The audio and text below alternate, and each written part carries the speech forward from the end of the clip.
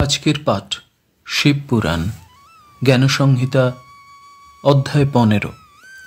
এর আগের অধ্যায় খুব ইন্টারেস্টিং ছিল।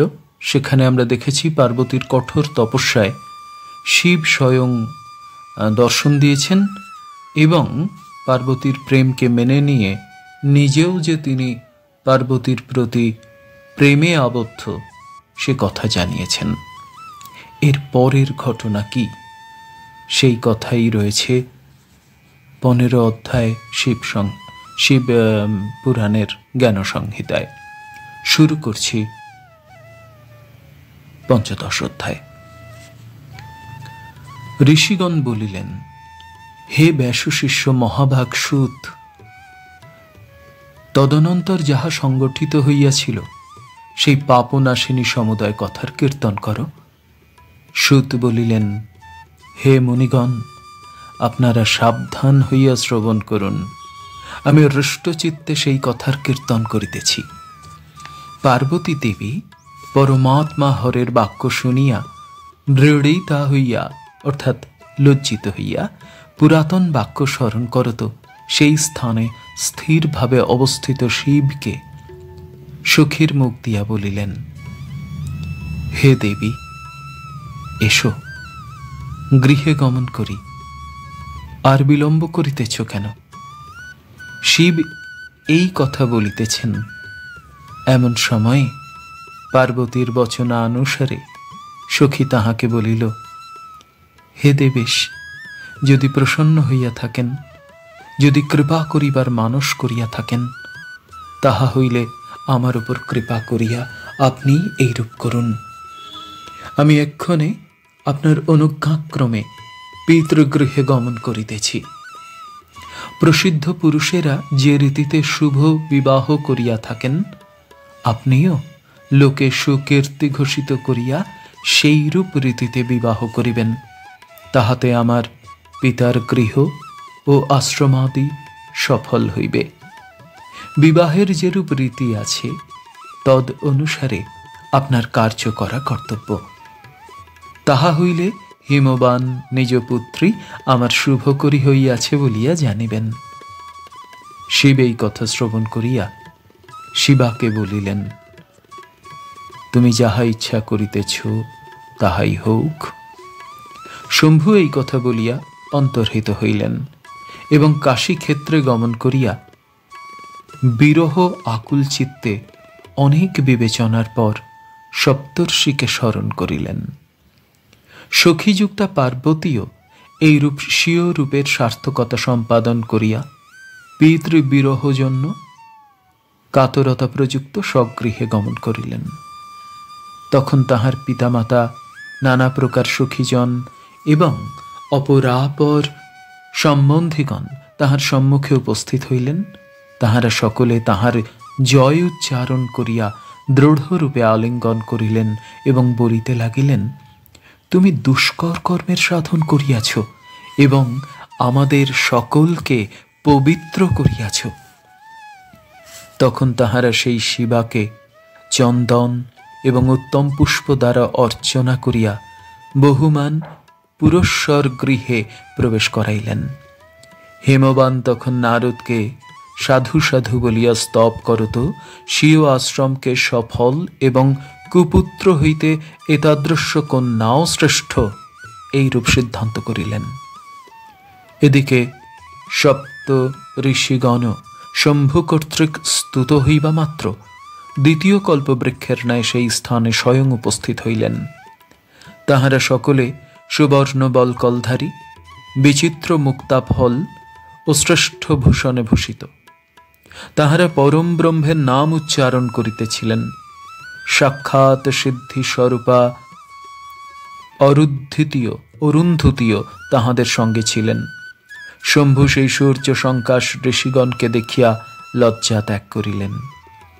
সেই তপস্বী ঋষিগণ সপ্তর্ষিগণ মহাদেবের সম্মুখে উপস্থিত হইয়া তাহাকে নমস্কার পূর্বক আপনাদিগকে কৃতার্থ বলিয়া বিবেচনা করিলেন এবং মনে মনে চিন্তা করিতে লাগিলেন, নির্গুণত্ব প্রযুক্ত অগম্য রূপ মহাদেব সত্য সত্যই কি আমাদের নয়ন গোচর হইয়াছেন? অথবা স্বীয় সত্তার প্রমাণ হেতু কি তিনি এইরূপ নয়নগোচর হইয়াছেন, নতুবা আমরা কোথায়? আর সেই শিবের দুর্লভ দর্শনই বা কোথায়?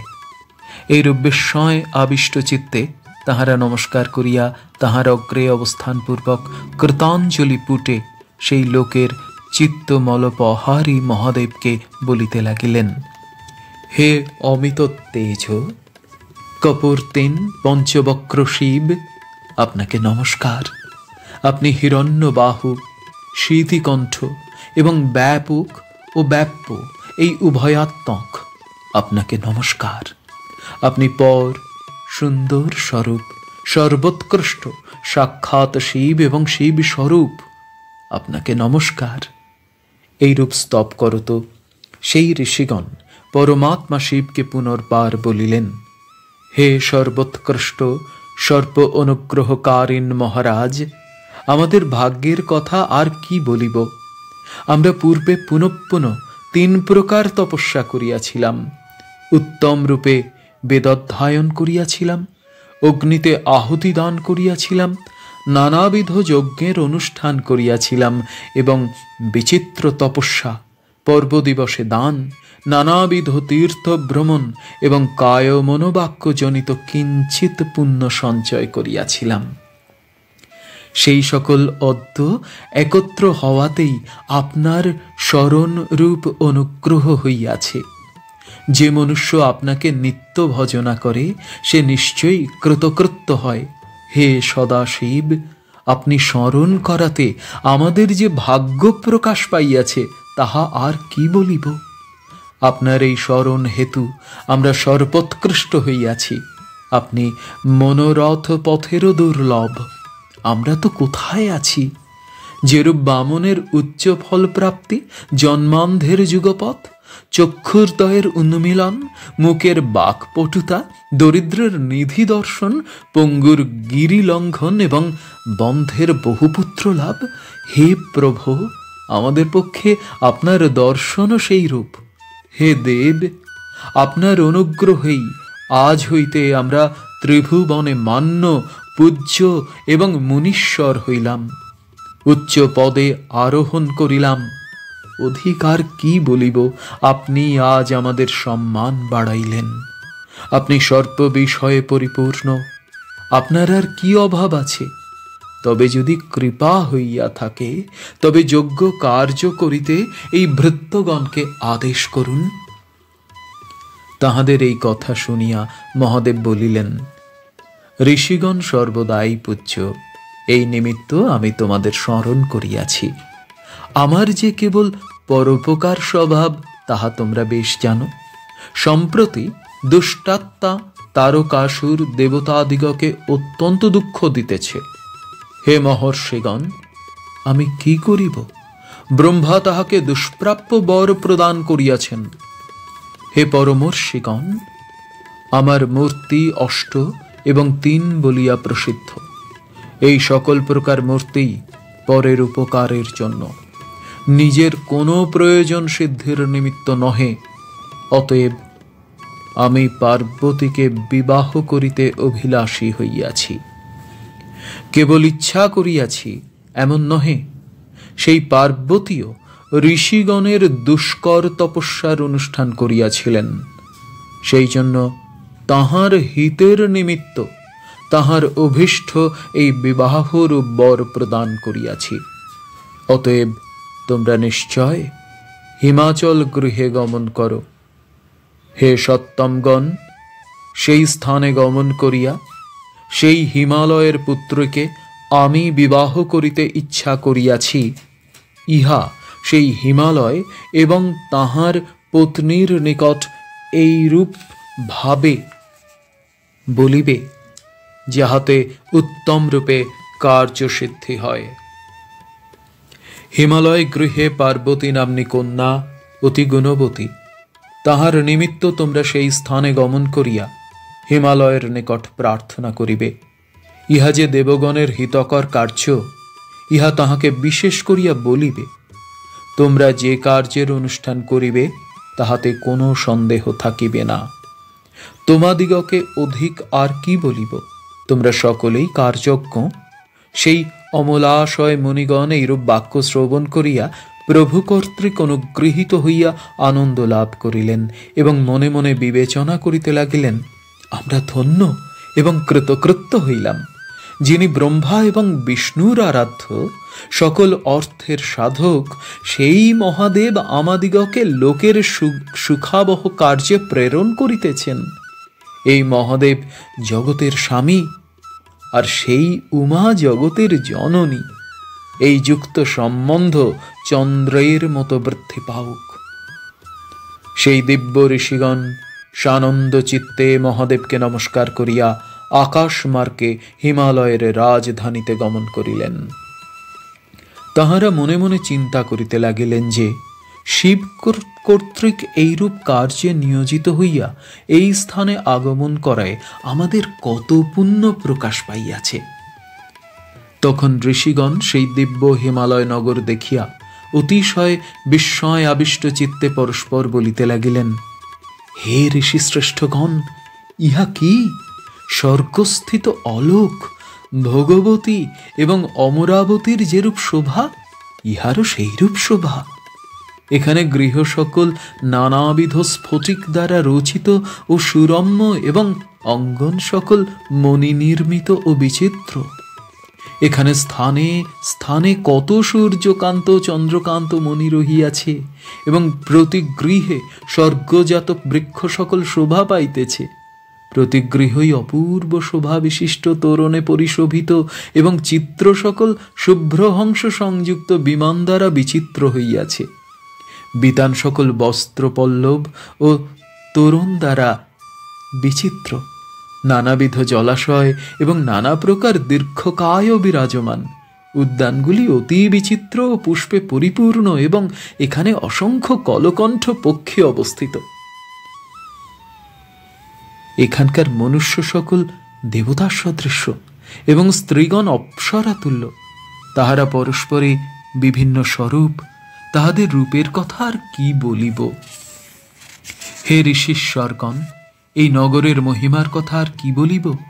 যে সকল যাজ্ঞিকরা হিমালয়ের নগর পরিত্যাগ করিয়া স্বর্গ কামনায় পুণ্যকর্মের অনুষ্ঠান করে, তাহাদের পরিশ্রম বৃথা। কারণ যে পর্যন্ত হিমালয়ের নগর দ্রষ্ট না হইবে, সেই পর্যন্তই মনুষ্যগণ স্বর্গের কামনা করিবে। সেই ঋষিশ্রেষ্ঠগণ হিমালয় নগরের বর্ণনা করত সেই হিমালয়ের সর্বসমৃদ্ধি সম্পন্ন গৃহে গমন করিলেন। সেই সূর্য সংকাশ মুনিগণকে দেখিয়া হিমালয় বিস্মিত হইয়া নিজ প্রিয়াকে বলিলেন, এ কি, 7টি সূর্য আমার গৃহের দিকে কি নিমিত্ত আগমন করিতেছেন? তিনি বলিলেন, হে প্রিয়ে, আমরা যখন গৃহস্থ তখন যত্নপূর্বক অভ্যাগতদের পূজা করা আমাদের অবশ্য কর্তব্য।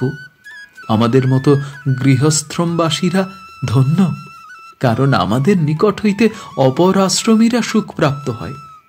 এই সময়ে সেই ঋষিগণ আকাশ হইতে অবতরণ করিলেন। তাহা দেখিয়া হিমালয় অতিশয় সম্মানপূর্বক তাহাদিগের সম্মুখে গমন করিলেন এবং তাহাদিগকে পূজা করিয়া দণ্ডবত প্রণাম করিলেন। তাহারাও সেই সুশোভন হিমালয়কে হস্তে গ্রহণ করিলেন, শুভ বাক্য বলিতে লাগিলেন।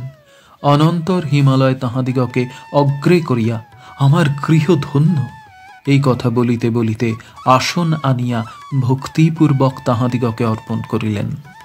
তাহারা আসনে উপবিষ্ট হইলে তাহাদের আজ্ঞাক্রমে স্বয়ং উপবিষ্ট হইয়া সেই জ্যোতির্ময় ঋষিগণকে সম্বোধনপূর্বক বলিতে লাগিলেন, আমি ধন্য, আমি কৃতকৃত্য, আমার জীবন সফল হইল। লোক মধ্যে আমি বহু তীর্থ সদৃশ্য দর্শন হইলাম, কারণ বিষ্ণু স্বরূপ আপনারা আমার গৃহে আগমন করিয়াছেন। আপনারা সকল বিষয়ে পরিপূর্ণ দরিদ্র ব্যক্তির গৃহে আপনাদিগের কিসের অপেক্ষা? তবে সেই দরিদ্র দিগের দুঃখ নাশ অর্থ সাধুগণ তাহাদের গৃহে আগমন করেন। আপনারাও কেবল আমার গৃহ পবিত্র করিবার নিমিত্তই সমাগত হইয়াছেন। তথাপি আপনারা মাদৃশ্য সেবকজনের যোগ্য কার্যের আদেশ করুন, যাহাতে আমার আশ্রম সফল হোক। মহতের আজ্ঞায় লোকে নিশ্চয় মান্যতা প্রাপ্ত হয়। অতএব হে ঋষি সত্তমগণ, কোন কার্যে আমার যোগ্যতা তাহা বলুন। এই বচন শ্রবণে ঋষিগণ প্রহৃষ্ট হইয়া মহাদেবকে বারংবার স্মরণপূর্বক গিরিরাজকে বলিলেন, তুমি ধন্য, কৃতকৃত্য এবং সম্প্রতি ভাগ্যবান হইয়াছ। শিব সম্প্রতি পরোপকারার্থ সন্তান উৎপাদন করিতে ইচ্ছা করিয়াছেন। শঙ্কর স্বয়ং আমাদের মুখ দিয়া তোমার কন্যাকে যাচা করিতেছেন। তুমি নিশ্চয়ই সেই জগৎগুরুর গুরু হইবে। সেই শিবের অনুগ্রহে তোমার কন্যা জগতের মাতা হইবেন। কারণ শিব জগতের পিতা এবং শিবা জগতের মাতা বলিয়া শাস্ত্রে উক্ত হইয়াছেন। সেই শিবকে তুমি কন্যা দান করো, তাহা হইলে তোমার জন্ম সার্থক হইবে। এই কথা শুনিয়া গিরিরাজ বক্ষমান বাক্য বলিলেন, আমার দেহের স্বরূপ মৃণানান্মী পত্নী আছেন, তিনিই আমার ঋদ্ধি, সিদ্ধি, কীর্তি এবং শ্রী, সে বিষয়ে কোনো সন্দেহ নাই।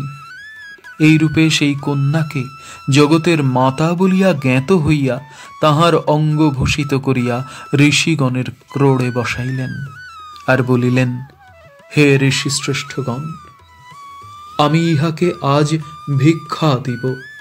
তখন ঋষিগণ বলিলেন, যখন আমাদের মতো ভিক্ষুক উপস্থিত এবং তুমি স্বয়ং দাতা ও পার্বতীকে ভিক্ষার বস্তু বলিয়া কল্পনা করিয়াছ, তখন ইহা অপেক্ষা আর কি উত্তম হইতে পারে।